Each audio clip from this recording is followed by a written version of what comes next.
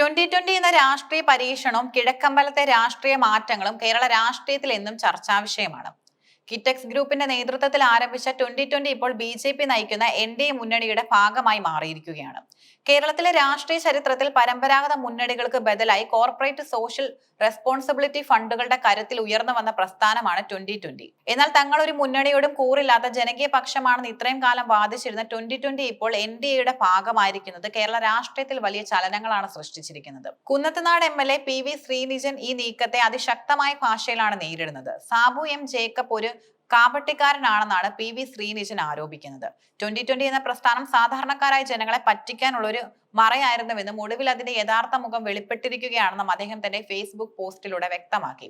കേരളത്തെ സാമ്പത്തികമായി ശ്വാസം മുട്ടിക്കാൻ ശ്രമിക്കുന്ന സംഘപരിവാർ ശക്തികളുടെ കൂടാരത്തിലേക്കും കുന്നത്തുനാട്ടിലെയും കിഴക്കമ്പലത്തെയും ജനങ്ങളെ സാബു ജേക്കബ് ഒറ്റിക്കൊടുത്തിരിക്കുകയാണെന്നാണ് MLAയുടെ പ്രധാന വിമർശനം. 2020 പ്രവർത്തകരെ നേതാവ് വഞ്ചിച്ചിരിക്കുകയാണ്. അഴിമതിക്കും രാഷ്ട്രീയ ജീർണതയ്ക്കും എതിരെ എന്ന് പറഞ്ഞ് ജനങ്ങളെ കൂടെ കൂട്ടിയ ശേഷം അവരെ വർഗീയ രാഷ്ട്രീയത്തിന്റെ ഭാഗമാക്കി വഞ്ചിക്കുകയാണെന്നും അദ്ദേഹം കുറ്റപ്പെടുത്തി. PV ശ്രീനിജനും സാബു M ജേക്കബും തമ്മിലുള്ള വ്യക്തിപരവും രാഷ്ട്രീയമായ പോരാട്ടത്തിന് വർഷങ്ങളുടെ പഴക്കമുണ്ട്.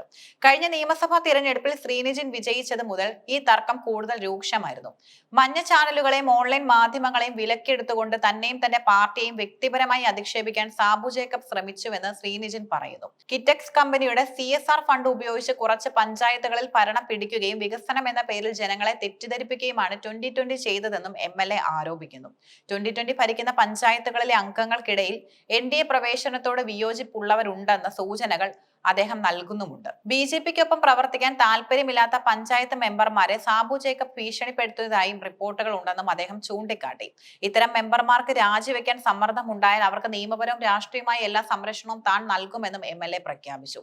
വർഗീയതയെ തള്ളിപ്പറയാൻ തയ്യാറുള്ള 2020 പ്രവർത്തകർക്ക് ഇടതുപക്ഷത്തിനൊപ്പം ചേർന്ന് പ്രവർത്തിക്കാൻ അവസരമുണ്ടെന്നും താൻ അവർക്കൊപ്പം നിൽക്കുമെന്നും ശ്രീനിജൻ തന്റെ കുറിപ്പിലൂടെ ആഹ്വാനം ചെയ്തു. 2020 NDAയുടെ ഭാഗമായതോടെ കുന്നത്തുനാട് മണ്ഡലത്തിലെ വോട്ട് വിഹിതത്തിൽ വലിയ മാറ്റമുണ്ടാകും. കഴിഞ്ഞ തിരഞ്ഞെടുപ്പുകളിൽ ഇടതു വലത് മുന്നണികൾക്ക് വലിയ വെല്ലുവിളിയായിരുന്നു 2020. എന്നാൽ അവർ BJPയുമായി കൈകോർത്തതോടെ വരാനിരിക്കുന്ന തിരഞ്ഞെടുപ്പുകളിൽ വോട്ടുകൾ എങ്ങനെ വിഭജിക്കപ്പെടുമെന്നത് രാഷ്ട്രീയ നിരീക്ഷകർ ഉറ്റുനോക്കുന്നു.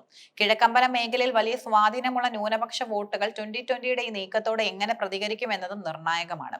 BJP വിരുദ്ധ വികാരം നിലനിൽക്കുന്ന മേഖലകളിൽ സാബു ജേക്കബിന്റെ ഈ തീരുമാനം തിരിച്ചടിയാകാൻ സാധ്യതയുണ്ടെന്നാണ് ശ്രീനിജൻ വിഭാഗത്തിന്റെ കണക്കുകൂട്ടൽ. വികസനം മാത്രം ലക്ഷ്യം വെക്കുന്ന ഒരു സംഘടന എങ്ങനെ വർഗീയ രാഷ്ട്രീയത്തിന്റെ ഭാഗമായി എന്ന ചോദ്യമാണ് സോഷ്യൽ മീഡിയയിൽ ഉയരുന്നത്.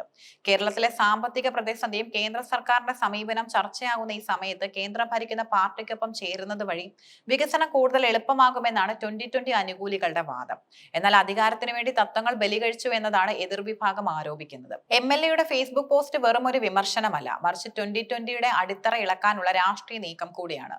മെമ്പർമാരെയും പ്രവർത്തകരെയും ഒപ്പം നിർത്താൻ അദ്ദേഹം നൽകുന്ന വാഗ്ദാനം 2020ക്കുള്ളിൽ ആഭ്യന്തര കലഹങ്ങൾക്ക് കാരണമായേക്കാം. പോരാട്ടം തുടരുമെന്ന അദ്ദേഹത്തിന്റെ പ്രഖ്യാപനം വരും ദിവസങ്ങളിൽ കുന്നത്തുനാട് മണ്ഡലത്തിൽ രാഷ്ട്രീയ പോരാട്ടം കൂടുതൽ കടുക്കുമെന്നതിന്റെ സൂചനയാണ്. സാബു M ജേക്കബിന്റെ സ്വാർത്ഥ താല്പര്യങ്ങൾ ജനങ്ങൾ തിരിച്ചറിയുമെന്നും വർഗീയതയെ കേരളം തള്ളിക്കളയുമെന്നും ആത്മവിശ്വാസം പ്രകടിപ്പിച്ചുകൊണ്ടാണ് MLA തന്റെ നിലപാട് വ്യക്തമാക്കുന്നത്.